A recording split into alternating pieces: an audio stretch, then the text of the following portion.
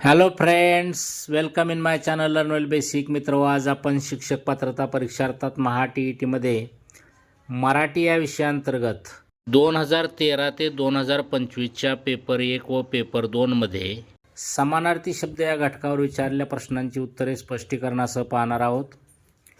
मित्र, TET परीक्षेसंदर्भातील तसेच इयत्ता 5वी ते 10वीचे विविध शैक्षणिक व्हिडिओज पाहण्यासाठी या चॅनलला नक्की सबस्क्राईब करा.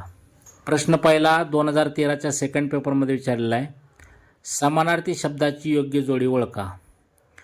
पहिला पर्याय मध्य अपेय, दुसरा वर्ण कर्ण, तिसरा मर्म धर्म, चौथा अंगीकृत अस्वीकृत. तर आता बघा, इथला अंगीकृत अस्वीकृत ही विरुद्धार्थाची जोडी आहे. मर्म धर्म वर्ण कर्ण ही काही समानार्थी शब्दाच्या जोड्या नाहीत. मात्र मध्य अपेय ही समानार्थी शब्दाची योग्य जोडी आहे, पहिला पर्याय. प्रश्न दुसरा, समानार्थी शब्दांची चुकीची जोडी ओळखा म्हटले. 2016च्या सेकंड पेपरमध्ये प्रश्न आहे. पहिला पर्याय आभा तेज, दुसरा पराक्रम मर्दुमकी, तिसरा अवांछित अलांछित, चौथा मेद नीरद. तर इथं आभा तेज आणि पराक्रम मर्दुमकी हे समानार्थी शब्दाच्या जोड्या आहेत. अवांछित अलांछित ही समानार्थी शब्दाची जोडी नाही. अवांछित म्हणजे ज्याची इच्छा नाही किंवा अपेक्षा नाही, आणि अलांछित म्हणजे निष्कलंक. आणि मेद नीरद ही पण समानार्थी शब्दाची जोडी नाही. इथं मेघ नीरद असा जर शब्द असता तर ती ढग या शब्दाची समानार्थी शब्दाची जोडी झाली असती. ढग मेघ नीरद हे समानार्थी शब्द आहेत ढग या शब्दाचे. जलद आंबोद पयोद पयोदर नीरद अब्द घन वगैरे ढग या शब्दाचे समानार्थी शब्द आहेत. त्यामुळे या प्रश्नाची उत्तरे 2 असू शकतात, पर्याय क्रमांक 3 आणि पर्याय क्रमांक 4, अवांछित अलांछित आणि मेध नीरद. प्रश्न तिसरा, तेजोनिधी या शब्दाचा समानार्थी शब्द कोणता? 2017च्या सेकंड पेपरमधला प्रश्न आहे. तर तेजोनिधी म्हणजे काय? तेज किंवा प्रकाशाचा साठा हा शब्द सूर्यासाठी वापरला जातो. मग सूर्य या शब्दाचे समानार्थी शब्द जर आपण पाहिले तर त्यामध्ये येतात आदित्य, सविता, अक्र, भानू, चंडाशू, रवी, भास्कर, मित्र, दिनकर, दिनमणी, प्रभाकर, दिवाकर, सहस्त्रकर, सहस्त्ररश्मी, मार्तंड, वासरमणी वगैरे. मग इथं पहा, त्यातला दिनमणी हा शब्द आलेला आहे. बाकी चंद्रमणी, राजमणी, रत्नाकर हे शब्द सूर्यासाठी नाहीत किंवा तेजोनिधीसाठी नाहीत. रत्नाकर हा शब्द समुद्र या शब्दाचा समानार्थी शब्द आहे. त्यामुळं पहिलाच पर्याय दिनमणी हा समानार्थी शब्द असेल तेजोनिधीचा.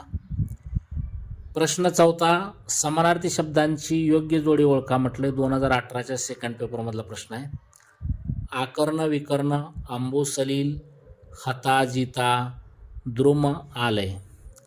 तर आता आकर्ण विकर्ण ही समानार्थी शब्दाची जोडी असू शकत नाही. हताजिता पण असू शकत नाही.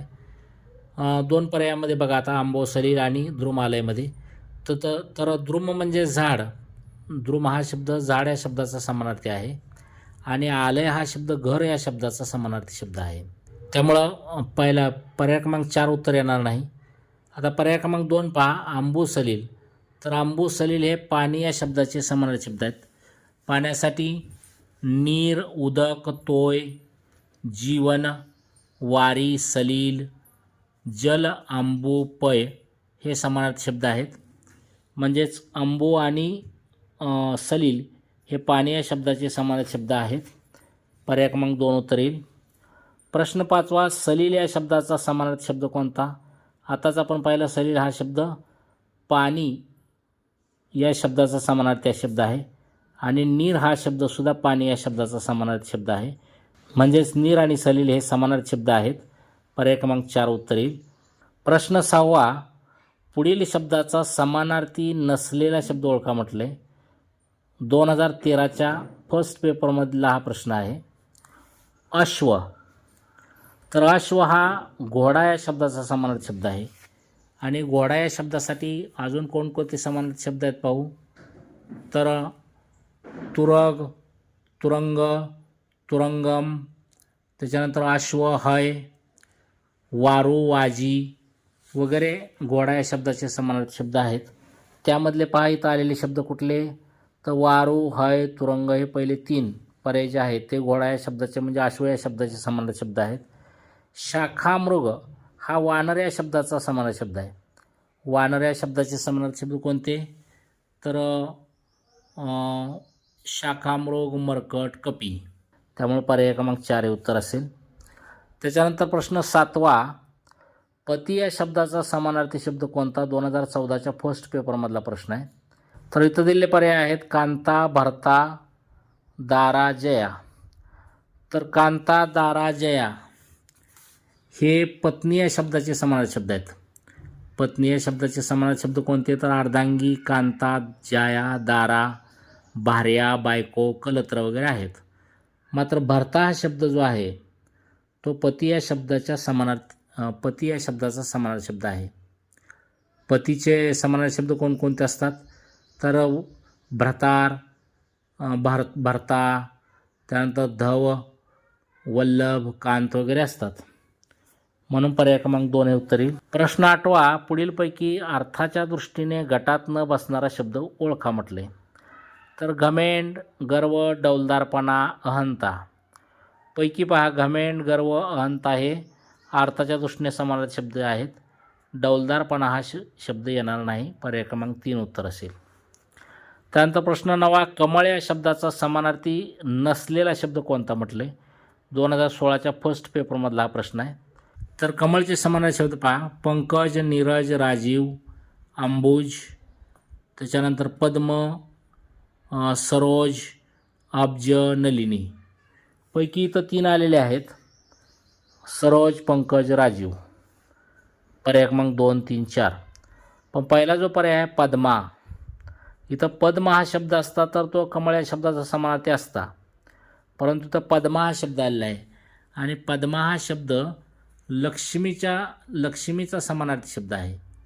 लक्ष्मीचे समानार्थी शब्द कोणते, तर पद्मा, श्री, रमा, त्याच्यानंतर इंदिरा, कमला, वैष्णवी वगैरे असतील.